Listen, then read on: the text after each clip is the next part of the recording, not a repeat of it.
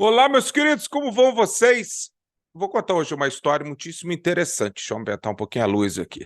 A história de hoje que eu vou contar é por que os Beatles ficaram tão famosos nos Estados Unidos? Por que eles foram aceitos por um país que tinha uma cultura completamente diferente, apesar de falar a mesma língua, tão facilmente? Por que os Beatles explodiram no Ed Sullivan e foram aceitos pela juventude e até pelos adultos de uma forma tão rápida? E daí, para o restante do mundo?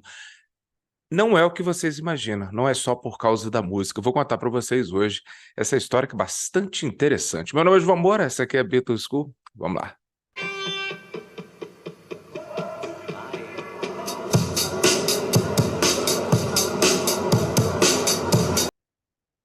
Olá, meus queridos, o que foi que aconteceu? O que foi que aconteceu? Que há muitos anos, em 1963, os Beatles estavam voltando da Suécia. Eles estavam arrebentando a boca de balão ali na Suécia, ali por volta de outubro para novembro de 1963, né? Eles já eram donos de todo o Reino Unido.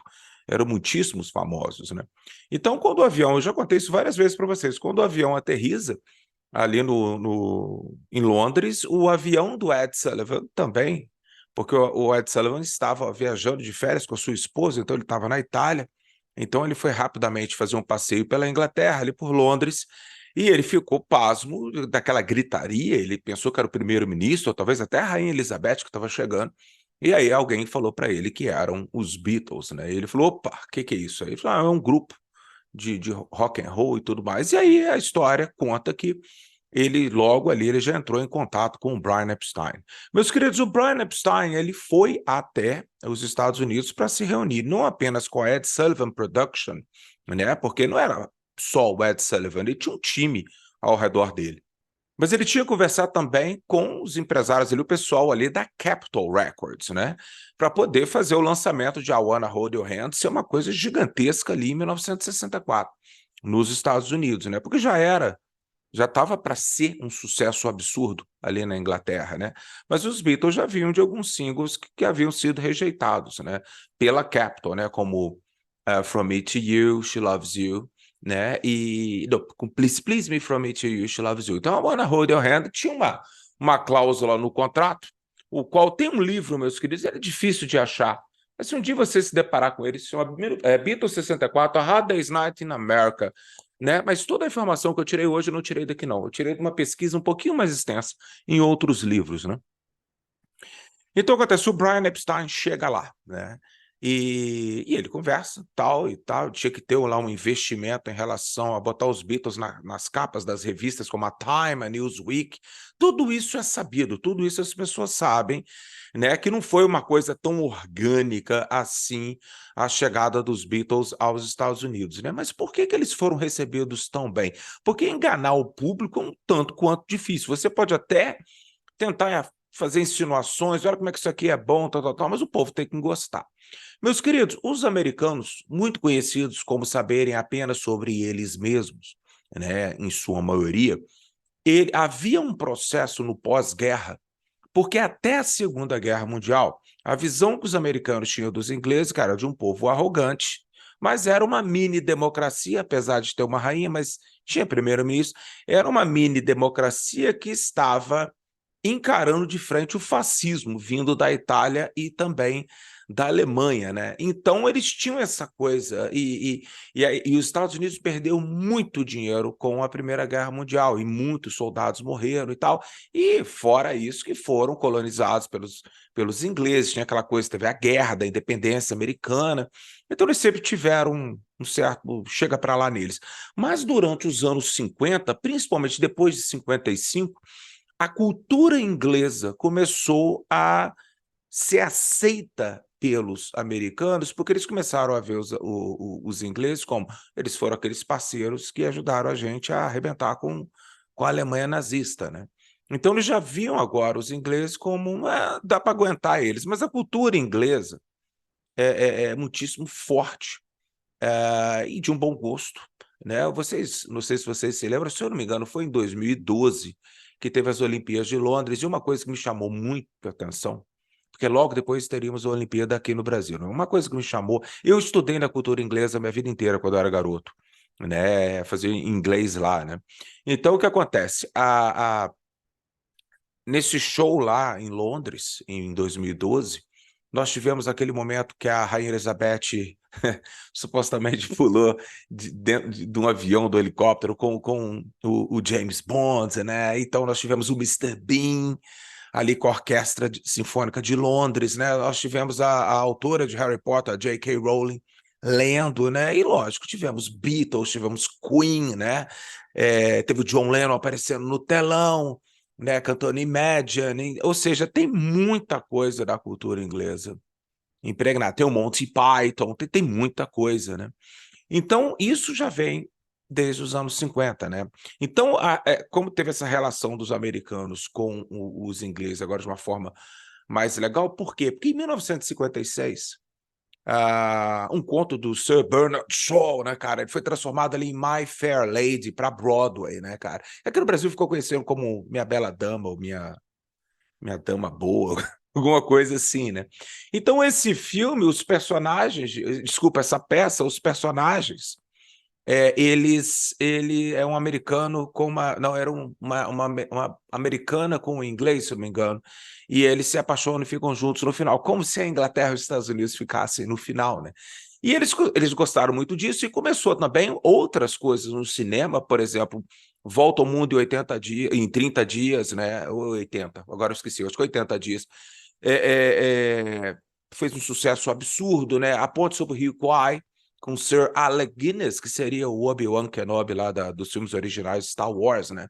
Tem também um filme em inglês que ele concorreu a 10 Oscars naquela época, ali no final dos anos 50, dos anos 60, que chamava The Room at the Top, né? Que era era um relacionamento de um cara com duas mulheres num prédio, e se passava ali na Inglaterra no pós-guerra, então muito disso, né? E teve também um lado da comédia, por exemplo, Peter Sellers, que aparece até no Get Back ali e tal, ele já ali no final da década de 50 para a virada dos anos 60, aquele negócio de Beyond the Fringe, aquela coisa toda, e ele já era um ator internacional, um comediante que todos amavam, né? O Peter Sellers não aparece de repente no meio dos anos 60, né? E tinha também, a gente não pode esquecer, porra, quando o Sean Connery faz o primeiro filme do 007, né, cara? Aquilo ali, os americanos se apaixonaram, que terno, aquela elegância, aquele sotaque, que ele é mais escocês, né? Mas os americanos, assim como nós, às vezes, eles veem o Reino Unido como uma coisa só. Tanto essa coisa de Escócia, Irlanda e Inglaterra e País de Gales, não, é tudo. Tanto é que muita gente brinca comigo.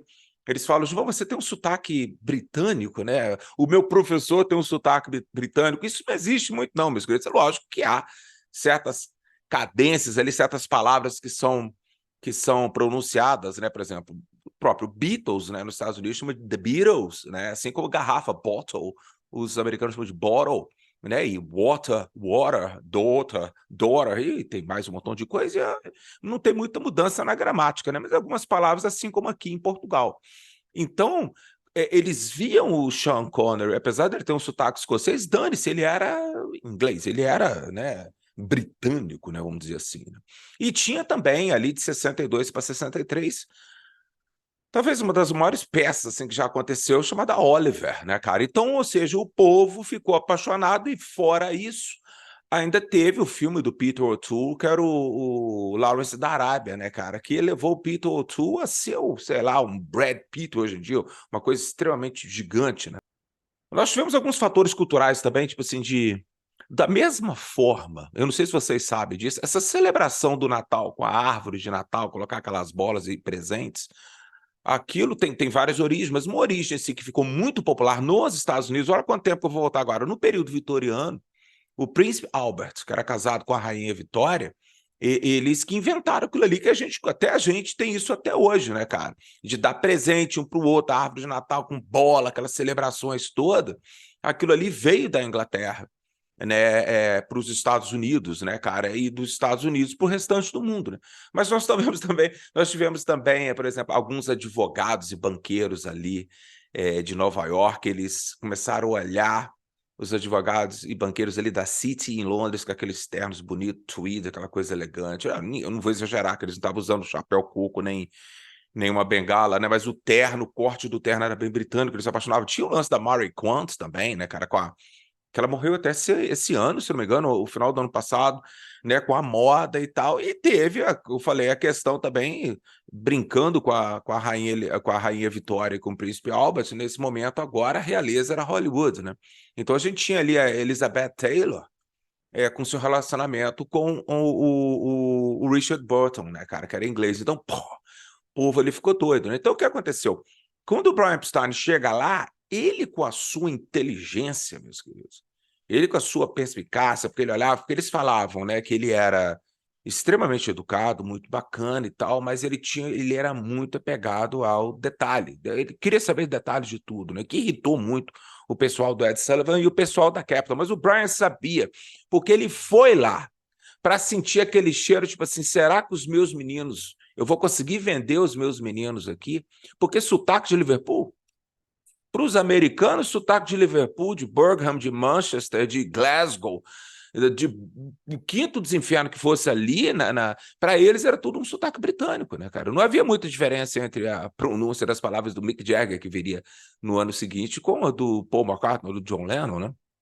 E até pra gente que é brasileiro, tem muito brasileiro que não consegue, cara, sotaque de Liverpool, né? Que eles falam, né? E tal. Lógico que eu tô brincando, tô exagerando, mas é um sotaque completamente diferente, né? As pessoas brincam que eu tenho o sotaque britânico, mas assim, não, o meu sotaque é de Londres, né? Porque eu sempre vou, acostumado lá, morei lá e tal, então eu tenho esse sotaque de lá, né? É o sotaque que a gente chama de posh English, né? Que é um sotaque parecido com o que hoje a gente tem o Príncipe Charles fala, mas eu sempre peguei como referência. Eu tinha um professor na cultura inglesa em Juiz de Fora, cara, o Tony, né, que já está bem velhinho, mas se por acaso ele estiver assistindo, vou mandar um abraço para ele. O Tony, ele falava exatamente com o mesmo sotaque, com a mesma, igual o George Martin, que para mim, vocês já ouviram o George Martin falando? É a coisa mais, é o inglês mais lindo. Tanto é que o apelido do George Martin que o John Lennon colocou nele era Duque de Edimburgo, né, que era o marido da Rainha Elizabeth. Também tinha um sotaque lindíssimo, né? Mas o que acontece? Quando eles estavam lá, o Brian Epstein volta e ele fala assim, não, a gente vai conseguir, porque eles estão preparados para receber. Eles queriam algo britânico ali nos Estados Unidos, né? Eles já estavam bebendo desse chazinho, meu querido, já fazia tempo, né? Então é muito interessante que quando o Sid Bernstein, que era um promoter e tal, ele conversa com ele sabendo que o Brian já estava ajeitando tudo ali para os Beatles aparecer no Ed Sullivan Show, ele, muito antes dos Beatles estourarem, ele já teve uma ideia, falou assim, eu vou levar esses meninos para fazer 2 shows ali no Carnegie Hall, logo depois dos programas do Ed Sullivan, né? Então o Brian Epstein ficou um pouco receoso e tal, aí o Sid Bernstein falou assim, pode ficar tranquilo. O Sid Bernstein, ele convenceu aos seus associados, os promoters ali e tal, que ele falou uma coisa muito interessante, né? Ele falou assim, o Carnegie Hall era talvez a maior casa de shows de Nova York, né, cara? Músicos de jazz, aquela coisa toda. Então, levar um grupo pop, né? E britânico, né? Então, o pessoal meio assim, não é legal, não. Então, o Sid Bernstein, ele fala, não, tá na hora de Nova York ficar mais globalizada. E o engraçado é que ele usa esse termo lá no final de 1963 para 64, né? De fazer Nova York uma coisa mais internacional. E Nova York hoje é extremamente internacional.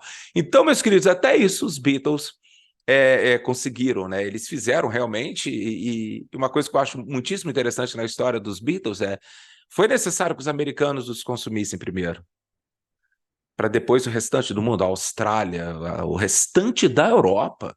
A comparação entre os Beatles tocar na França em janeiro de 64 e depois eles tocarem na França em meados de 65 é uma distância absurda, né? Eles em 64 ali eles não eram o que eles acabaram sendo, né? Mas em 65 eles já eram monstruosos, né? Então todo esse fator da mídia e tal, mas o mais interessante é todo o fator histórico ao redor deste momento histórico que foi a primeira vez que os Beatles tocaram nos Estados Unidos. Meus queridos, foi isso aí. Um grande abraço para vocês. Vocês cuidem.